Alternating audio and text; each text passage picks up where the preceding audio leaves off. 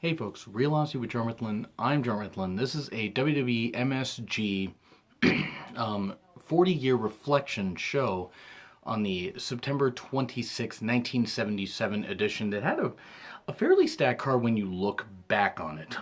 This actually had the first match in a series that Superstar Billy Graham and Dusty Rhodes had, which the chemistry they had was undeniable.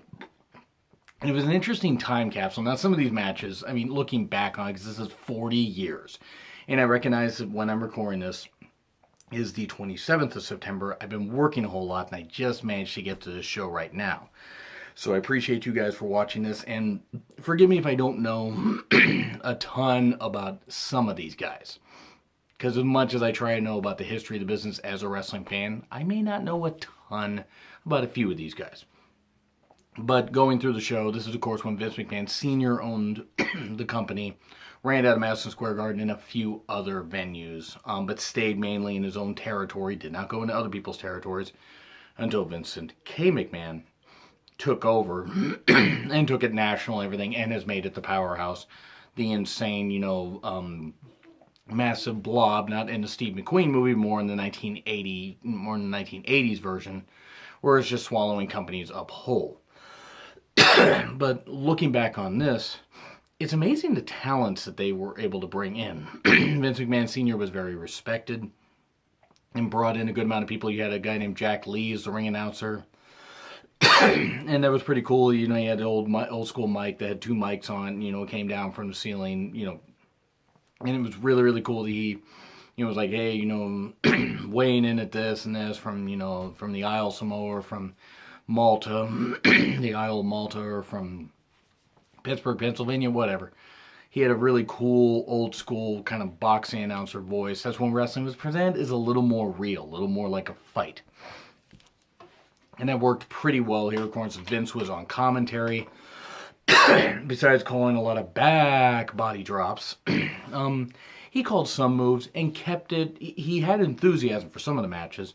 Other times, presented it just a little more fun and everything, but still presented it as real. So, and forgive me, by the way, for my voice, still battling allergies and still battling some issues. But now let's get on with this. This may not be a terribly long review, since, let's be honest, some of these 70s matches were kind of slow-paced, and yes, it was presented when wrestling was presented as more real.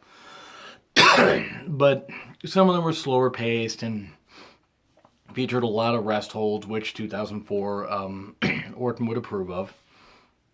But I had a midget match, a 2 out of 3 falls midget match with Cowboy Lang and Haiti Kid versus Lil Jon and Lil Tokyo. I'd actually heard all these guys. I really had only seen very, very little footage of them. Like I said, 2 out of 3 falls match. It was decent. I mean, you had some good moves from these little guys, and the crowd seemed energetic at times. Kid and Lang won the first and second fall, so that eliminated it pretty quick. Some of these matches were a little bit long. I think a good amount of these matches went 10 plus minutes, because it was a 7-match card. And the timing of the event was like 2 hours and 17 minutes. So, good pace to it. There were no backstage promos, this kind of stuff. Everything was kept in the ring, focused on the ring. Vince McMahon would show replays sometimes. But basically, there was just a focus on the action, which I kind of miss, honestly. The ref did get bumped around some, and there were a lot of comedy spots with the midgets going for a pinfall, and then the midget getting kicked off and tossed onto the ref, and the midgets would dogpile the ref sometimes. So I'm not the biggest fan of midget wrestling, but it was a fun opening match. And then Johnny Rivera versus and forgive me if I get this wrong, Professor Toru Tanaka. Decent stuff. Crowd was alive at times. Crowd seemed to pop for Rivera. Boo Tanaka, being the evil foreign heel that he was. Decent. Tanaka got the win, as to be expected, since the Babyfaces got the win in the midget match. Heel need to go over here. That was fine, and it was a decent match for what it was. Tanaka got the win after using some deadly karate chops. And then you had a match that ended up in a double countout. It was Baron Miguel Scaluna. I believe I got that name right because it was spelled really weird. Versus Dynamite Jack Evans. Good usage of a foreign object by Baron, using it, hiding it in the tights, and all that. Good classic wrestling, really cool. Dynamite Jack Evans had got a pretty good pop and everything whenever he got on the offense. That was really good stuff. I really enjoyed that. I did think that there was, some good energy to it. I had not really heard of Jack Evans or Dynamite Jack Evans.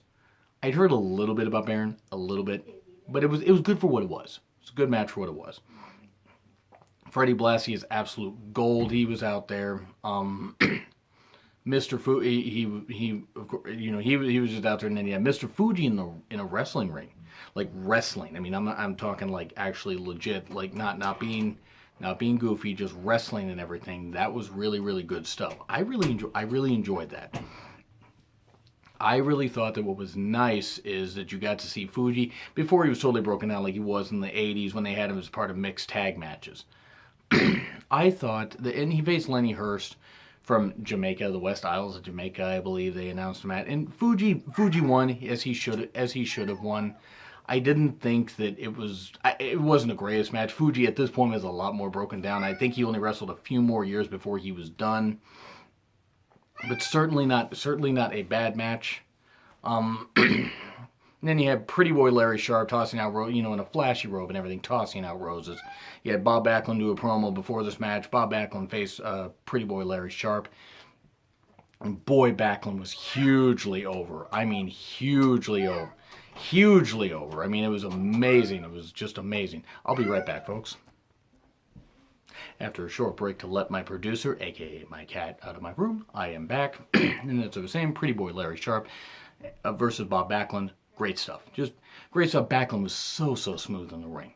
I mean, it's amazing just how pure, how much of a pure great athlete and wrestler he was.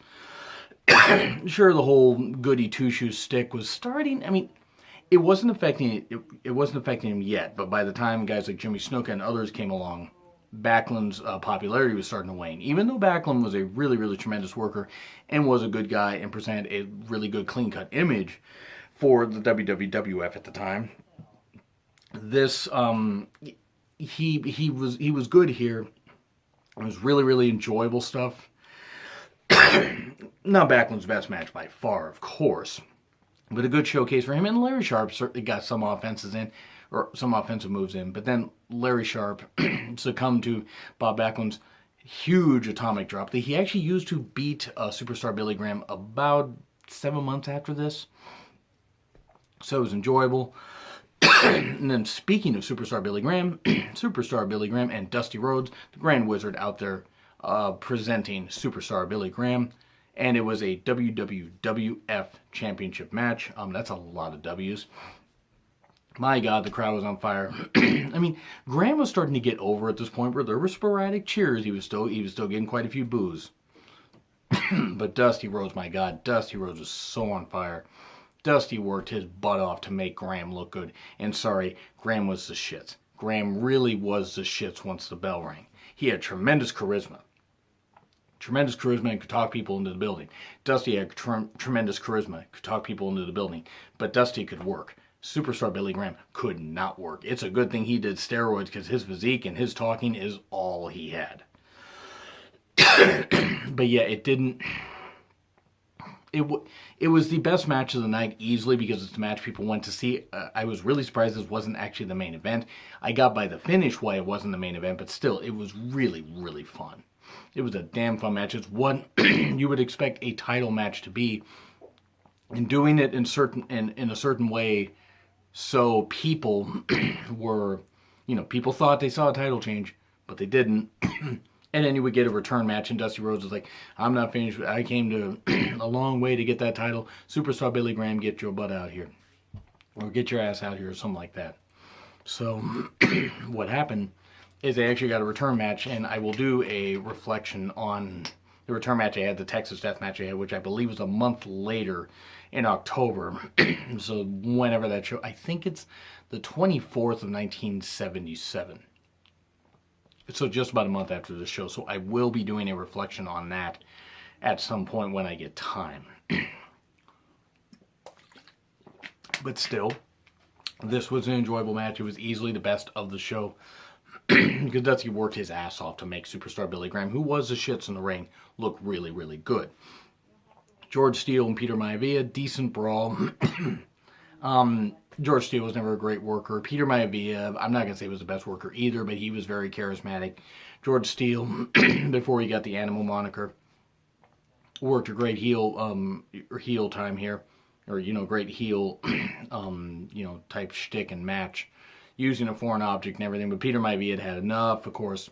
It was a fluky finish, but it was a decent brawl for what it was. I mean, at this point, I think Peter Maivia was only in the ring a couple more years after this. And it was good for what it was. It was good, it wasn't great. And then Ken Patera, Stan Stasiak, former WWF champion Stan the Man Stasiak, Sean Stasiak's dad, and Lou Albano in the ring. Yes, Lou Albano used to wrestle, believe it or not.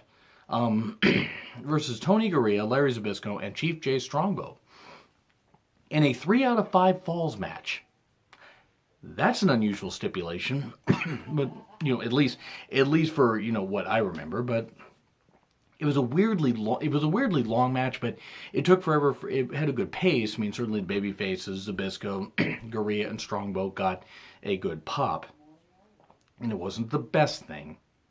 But it was a good way to send people home. I mean, you had the first fall, the faces won, the heels, Patera, Stasiak, and Albano won the second fall, and then the curfew call, which meant that the show ended. It's like they had to call the match off. It was a time limit draw, essentially, because of curfew, but the faces were awarded the match because I guess they were about to win the third fall, so whatever. They might as well just make it 2 out of 3 falls instead of 3 out of 5 falls, but it was fine. It was a fine way to send the crowd home happy. The faces won.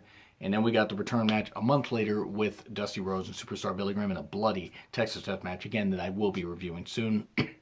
And look out also for Halloween Havoc 1997 and 1992 reflection shows.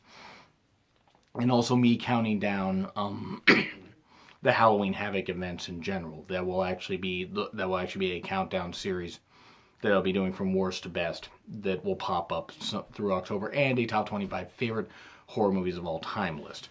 Anyway, so that's my short review of the WWE MSG show from September 26, 1977 rather. 40 Reflection, did you guys enjoy it? What do you think? Would you like to see more of these reflection shows? What shows would you like me to do this year and also next year?